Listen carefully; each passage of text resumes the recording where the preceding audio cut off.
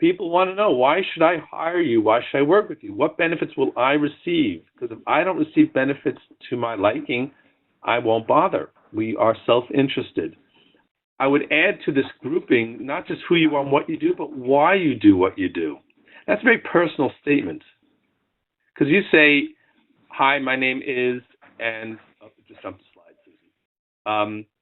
If you say who you are and what it is you do, that's somewhat robotic. That does not convey passion. What you'd love to do in this part of the networking conversation is to convey your passion for what it is that you do. Why do you do it? There are so many professions, so many things we can do for a living. Why did we choose law? Or why did we choose, my dad said, why do we choose the law? And which practice area of the law do we spend our time practicing? That's an interesting story right there, right? Mm-hmm. How you chose it, why you like it, why you show up every day. A great question. Why do you show up to work every single day? What gets you up in the morning, out of bed, and to work, looking forward to the day? That's why you do it. Where's the passion? That's what you want to convey in this conversation. You might say, well, why is that important? Simple answer, it's human. When the more you can flesh out that point of why it is you do what you do, you become more human in the other person's eyes. That's an aspect that most people don't talk about. Many people ask me, why do you do what you do? They say, well, because it's what I do. Because, well, why do you practice? Well, I went to law school. Why'd you go to law school? Well, I know what else to do. That's a very common answer, not a very helpful one. So convey your passion, why it is you do what you do. Talk about the benefits you deliver. Be prepared. The event that you referenced earlier, Susan, before it started, one of the participants asked me, well, tell me what some of your success stories with clients over the last year. And I confess I was caught off guard. Wasn't ready, wasn't prepared for that question. What did you do? I fumbfetted and said, well, let me think about that. I'll get back to you on it. It was a very awkward moment for me. And I had a huge takeaway. Be prepared. Have a story ready to share of benefits you've delivered. Not just that you deliver theoretically, benefits you have delivered. Yeah, that's a great way to organize things, right? This is this is what I have provided to people. This is how I relate to my clients. This is what I do for them. This is how they're better off. For having worked with me, correct? Yeah, or with having worked with me. Okay. Because you want to tie it in. Is that your client had benefit, had a good story. That's great. Why did that? What was your part in that story? That's what you want to convey. What benefits did you deliver? Why you love doing what you do? Why you do what you do? And the benefits that you deliver, that clients working with you have received. Okay. Yeah, you have to think about that before networking so that you do have a story and you don't get caught off guard. Right. And not to bring in politics, but the oft repeated criticism against one of the candidates, not mention any names, is that she was too prepared and is not genuine, whereas the other fellow said he's just being himself. The reality is, if you're not prepared, you're not going to do a very good job, and so you should prepare and try to sound spontaneous, even if it's a canned response. That's a real trick, and that's where the more you network, the easier it will become. You won't be reading from your script. You might read from your script. You might actually write a script and read from it the first couple of times. Then you'll memorize it. You might recite it as though you're reading it word for word, and it will sound robotic. Over time, you'll own the script. You won't need to look at it or think about it. You'll just talk. And that's when you know you're fluid in the conversation, and that's when you're going to be human, and you'll convey who you are to the person you're speaking to. Yeah, this is clearly practice makes perfect. I mean, you just practice and practice, and every time you get better, every time you do it, you get better. Right. Practice makes better. I don't believe practice makes perfect. It makes better. As you practice one way, you'll become permanent, and you might still be making mistakes. Practice will get you better, assuming you think about what you've said, you've talked about people, you've gotten takeaways. How can you do it better? And you're constantly striving to improve. The next thing to talk about are business cards. I'm sure everyone at the networking event will have business cards. What's on the card? How have you designed the card? Now, if you work for a large firm or large organization, you'll have almost zero input into what will be on the card. They'll say, here, just give us your name and we'll do the rest. If you're designing the card, think about how it's designed. How much white space do you leave on the card, assuming your card is white? What do you put there? Simply putting your name and again, my father practiced law from 1950, I guess till he passed in '06, and his business card said Leonard H. Krim, attorney at law. That's what they did back then. Wonderful, but what type of law did he practice? You wouldn't know that unless you spoke with him. So the card, I would think, should have practice area, practice group. Whatever's on the website of the firm should be okay for a business card. Now, I know there are ethical rules in the Bar Association. You'd want to check on that to make sure you're not violating anything. I'm not giving a legal opinion here, but I've not heard any claims that putting it on your card, real estate practice group, would be a violation of the ethical rules. You're not claiming to be a specialist in real estate, but rather stating what practice group you work in. Right. What you wouldn't, I don't want to give ethical opinions either, but you wouldn't want to say 100% success rate. Correct. Guaranteed success rate. Guaranteed to walk away with a smile. No. You have to be honest. You have to be within the realm of reasonable and all that. The etiquette is important as well. When do you give out a business card? So the simplest answer is you give out a business card when asked. Someone asks you for a card, give them a card. It would be awkward, wouldn't it, to someone asks you, if I were to ask you for a business card, Susan, you'd say, Adam, listen, it's great talking to you, but I see no reason for you to have my business card. Not likely to happen. Not likely, no. Because people, if you're asked, you're going to be nice, you'll give out a card. Everybody's got a gazillion business cards. You give one out to someone you don't think will ever use it, you give it out. When do you ask for a business card? Or more point here, when do you offer your card? So if you're at a meeting and there are 50 people or 100 people in the room, how many business cards do you want to walk away with at the end of the 2 hours? Right, the most meaningful ones. Correct. So choose a handful. If I walk away with 5 business cards from 5 people I've spoken with and had, let's say, in-depth conversations with, that's a successful event for me. I've met and talked to, I've started developing relationships with 5 new people.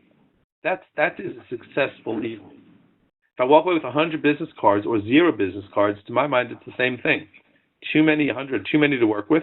There's no way I will have spoken and remembered 100 people from a 2-hour networking event. So I may as well have walked away with no cards. So be sure that the cards you get and the cards you offer are the people whom you think are people you want to have a relationship with and build a business relationship with. So it really starts with the presentation and the exchange, or the somehow the business card is the focal point there. Well, that can run 2 ways. I've had this work well in both scenarios. One, the opening in the meeting is, hi, my name is Adam Krim, and I hand out the card, and do you have a card? And then look at each other's cards, and then we think for 3 seconds, 5 seconds, okay, I see what this person does, and ask questions, and then have that basis. The other way is equally successful, and I think long-term is a better way to do it. Have a conversation with the person first. Have a conversation, and then decide whether you want a second date. Yeah. Whether you think it's up there to warrant continuing the conversation. And then say, this is great talking. I'd like to continue the conversation. Do you have a business card? As you've taken yours out and are handing yours to the person. And if they don't have a card, you say, well, here's my card. Please reach out to me. I would love to continue this conversation. Oh, great idea. All right. You've gone home after the event and you have your stack of business cards. What do you do with them? I had a client once who was a senior associate in an intellectual property firm, and he wanted to know how to build up a list of contacts. He used to give lectures, continuing education lectures on intellectual property. And I'd asked him, well, do you have a list of the people who went to the group, the meetings? And he said, sure. So where are they? He said, somewhere in his desk. I said, how long have they been there? He said, about 2 years, since the last of the classes. did you ever use the names and the contact information? I asked, and he said no. I said, well, think about that lost opportunity. You had people who came to that event for the express reason of hearing you speak. They came to hear you. Well, that's 3/4 of the work. They value your information, the information you have in your experience, enough to come in the middle of the day to go somewhere and hear you speak for an hour and a half. A follow-up at that point is easy. Thanks for coming in. Hope you enjoyed it. And then whatever the end will be to follow, to continue that conversation. So that ties into the when and how to follow up. I'm not a fan of an immediate follow-up. I don't think following up an hour after the event or the same day is necessarily a good thing, unless it's an extraordinary encounter you had. A day later is good. 2 days later, 3 days later, 4 or 5 or a week later is already getting iffy. People forget. So try to do 2, 3, 4 days. Yeah, I would say 1 to 3 days later. Okay. That, to my mind, would be the sweet spot. And then how do you follow up? What do you say to the person? You don't have a lead for that person. You're not going to write to the person, hey, great meeting you. Do you have any leads for me? You're not going to say something like that. You're still in the introductory stage. You've only spent 10 minutes talking to this person. So how do you follow up? I would try to follow up with something that they had said to let them know that I was listening and that I valued them as a person. Excellent.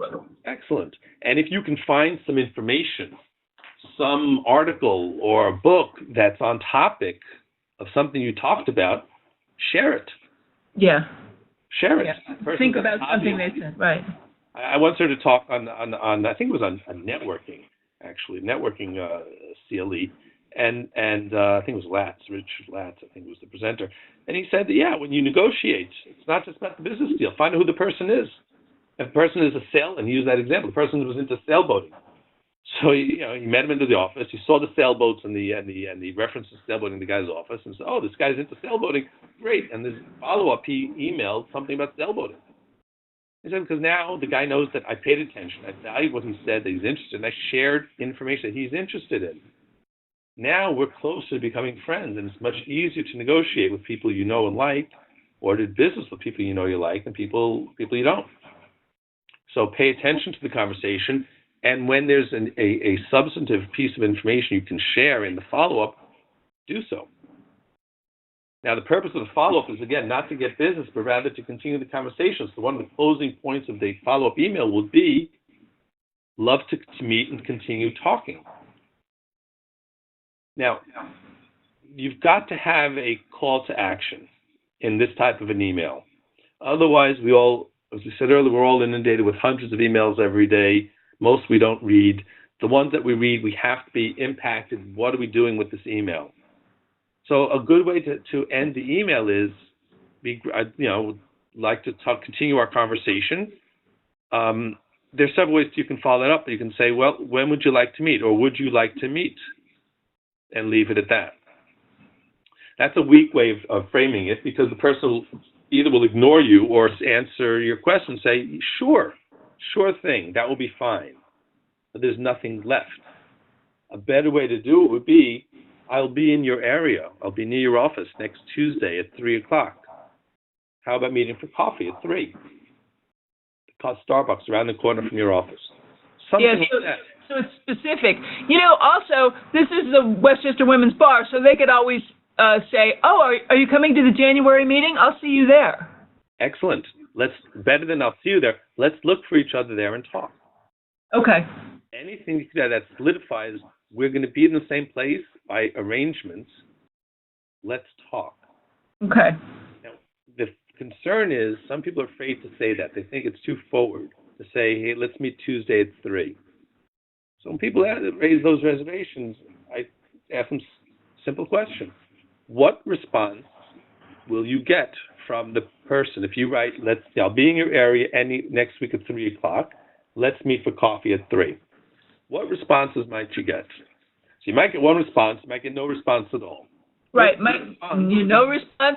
You might get, great, I'll see you there. Or you might get, oh, no, I have a conflict. We'll have to make it another time. Exactly. And that's continuing the conversation. You're asking the person to contribute not just a yes or a no, but something else. If the person doesn't respond or says, that time won't work for me, I'm busy, the end of the email, you know that person has no interest in continuing the conversation.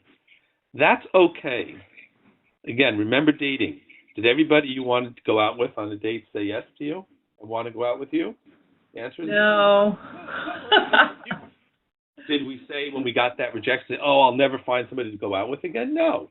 It just meant that person wasn't interested. There are plenty of people out there who will be interested. So don't give up hope. Keep trying, play the game by the rules, and over time, you will succeed. Okay. Right? Next screen. All right, so we'll sum it up now. There's 7 don'ts of networking. Don't be afraid to mingle. Don't be that wallflower. The person just stands alone. Let me wait for the party to come to me. I'm here in the corner.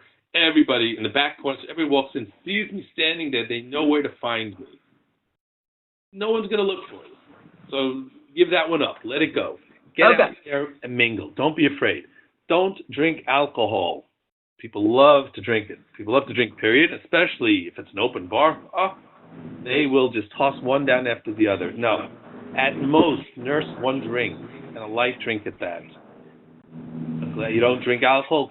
Great. Have a glass of ginger ale. It'll look like scotch. Nobody's going to know. And just have one drink. Don't carry food in one hand and a drink in the other. Should be self-explanatory, right? What are you going to do if you have a drink and you're talking to somebody, drink in one hand and food in the other? How are you going to shake hands to say hello? We have a custom in this country. When we say hello to somebody, we shake hands. How are you going to do that if your hands are full? By the same token, if you only have a drink in your hand, which hand should you hold the drink in? Let's see, your left. Why? So I can shake hands with my right hand. And not have the right hand being wet from the condensation. Oh, yeah. Because you could have the right hand and shift it to the left and shake hands. Your hands can be cold and wet. And nobody likes shaking a wet hand, right? Right. So keep the drink in the left hand. Don't spend an inordinate amount of time with one person. You don't want to hog the person's attention. The other person's there to meet people also. They're not just there to talk with you. And the more time you spend with that one person, the less time you'll have to meet somebody else. So set the goal. This is the person I want to talk to. What do I want to get out of this conversation? All about the goal setting. What do I want? The first meeting? All I really want to do is make an impression, make that first impression on the person. And then follow it up and then build a relationship from there. Similarly, don't work the room. You ever go to a meeting, you're talking with somebody, and their eyes are everywhere but on you? They're looking over your shoulder to see who's more important than you and that they really want to talk to. Exactly. So don't be that person. Don't be that person. Give the person you talk to your undivided attention. And after 3, 4, 5, 6 minutes, you can wrap up the conversation and move on if you want. But do it that way rather than looking around, looking bored, because whatever great first impression you might have made will be ruined by that working the room attitude. Don't randomly hand out your business cards. Hand them out judiciously. Choose the people whom you feel are deserving of your business card. And most importantly, don't sell. That will turn people off to you, and if you get the reputation of someone who's always selling, you're going to have a hard time breaking that rep. So don't sell. There'll be plenty of time to sell as you get to know the person better. The first meeting at a networking event, that's not the time. Okay. Okay, and now the 7 do's of networking. I often like to talk about what something isn't. So if you remember what it isn't, what's left more or less should be what is. So here, what is? What is networking? It's about goal setting. So do set your goals in advance. Know why you're going to this meeting. Know what you want to get out of it. Do be punctual. Get there on time. B&I, using that as our paradigm for networking, the morning meetings start at 7, and they always say arrive at 6:45. Why? Why should you get there so early in the morning? You want to get even earlier in the morning? Simple reason. You get your food, you mingle, you talk. It's casual talking because the meeting hasn't yet begun. Everyone's at ease. Once the meeting begins, it becomes more formal. People get nervous, and they start thinking about what they're going to say and not listening to what other people are saying. the beginning, those first 15 minutes, you can have the best networking in those first 15 minutes. Yeah, absolutely. I always figure if I'm going to make the effort to go to a meeting, I really want to use it the best I can, and that means don't fly in the middle and don't fly out early. Like, have your attention there for the meeting. Exactly right. And people will notice. They'll notice that you are actively involved in the meeting, and they'll take you seriously for that reason. Do bring and judiciously hand out business cards. How often, I've gone to meetings with people who said, nope, I don't have a card. I ran out. Or I don't have any cards, period. Go to 123 Print online. Go to Vistaprint online. If you do Vistaprint, by the way, I suggest paying the extra couple of bucks so the back of the card is blank rather than an ad for Vistaprint. And that's something to think about on the business cards themselves. Try to get the cards that you can write on, not the ones that are laminated, for a simple reason. After you talk to someone and you've determined this is someone whose business card you want and whom you want to share your card with, after you get their card and you've said goodbye, step off to the side and jot down a few notes on the back of the card, takeaways from the conversation. So when you follow up, you'll have a little crib sheet there to remember what you talked about. Okay. How many people here, I'll ask, know how to give a really good firm handshake? Practice that. Yeah, you have to practice that one. Yeah, it helps if you practice with feedback. Yes, absolutely. You don't want to be too firm and break fingers. You don't want to give that limp fish kind of a handshake. You want to meet the hands at the thumb when you go. That's why we have thumbs. To meet at the thumbs, then close the fingers around the palm of the hand. That's a handshake. Now, whether you follow up with the left hand on the shoulder or the elbow, that's personal preference. How much power you want to generate or demonstrate. That's more the politicians' tools.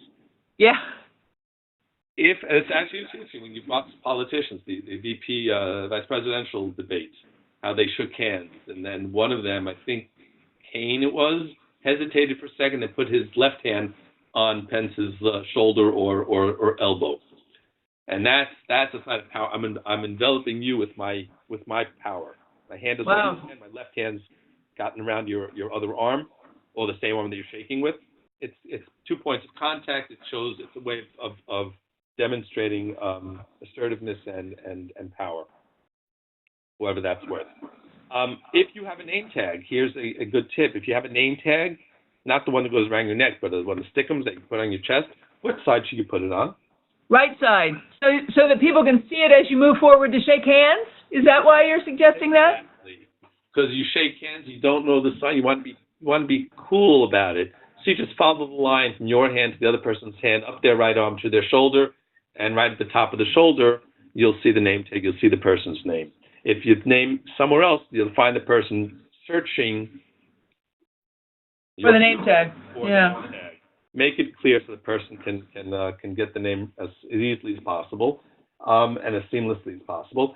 And most importantly, you've gone to the meeting, you've followed the rules, the do's and the don'ts, and you've had a great time. You've met your 5 people, you've had great conversations. If you don't follow up, you've wasted all your time. Follow up. Do follow up. Wait 1 to 3 days. To my mind, not sooner than 1 day later, and not more than 3 days later. Follow up with an email, not a phone call, an email. The old time, it would have been a snail mail. You could do that too, but then you've got built in 2 days of delivery time. Emails work just as well, and just follow up. Talk about what you talked about, and have that call to action. The purpose of the email is to get the second meeting. Get that second date, and then so you'll further develop the relationship. And then by the 3rd, 4th, and 5th, you can start bringing in some of the selling aspects, what you do, what you're looking for. But you can't ask somebody for something until you get to know them well. Okay. All right. And I think there's one more. Yeah, so the conclusion. So as in most areas of life, awareness is the key. What are you aware of? Be aware of your goals at each networking event, and the goals will vary. If it's a golf outing, you want to have conversation on as you're playing around the golf. Whether you're good or not, it doesn't matter. but you want to show who you are. Be polite. Don't curse, and don't throw the club if you miss, and pound the ground. Don't do that. Be aware of learning about the people you meet. You're there to learn about other people. It's not about you. Meet other people. Be aware. Learn about them. What they do, why they do what they do, what benefits they give, and think as they're talking, how can you help them? Whom do you know who could be of use to them? So be a connector. Excuse me? I said be a connector. Be a connector. Absolutely, be a connector. Be aware of educating people about the benefits you deliver. If you go to a meeting, one of the BNI groups I belonged to years ago, I set up a separate meeting with one of the other people there who was a real estate broker. We met for an hour over coffee. I let her speak first, and she spoke for an hour about what she does, and she had to go. Oh, my gosh. I said, oh, really? She said, yeah, we'll do this again, though, so I can learn about you. So we set up another meeting 3-4 months later, and we sat down for coffee, and she started talking about herself. She did it again. She did it more than once. Incredible. I was like saying, yep, I got fooled twice on this one. Don't do that. Don't be that person. You have to be aware. If you're meeting for an hour, don't count on there being another meeting after that. Utilize that time. Either you speak first and go for a half hour, or let the other person speak first and keep an eye on the time. And then at roughly the half-hour mark, try to wean that person away from speaking so that you can get your pitch in. And it's not a pitch. Again, it's going to be who you are, what you do, why you do what you do. Make yourself as human as possible. Give people enough of they can paint a picture of who you are. And once they have that, they'll like you.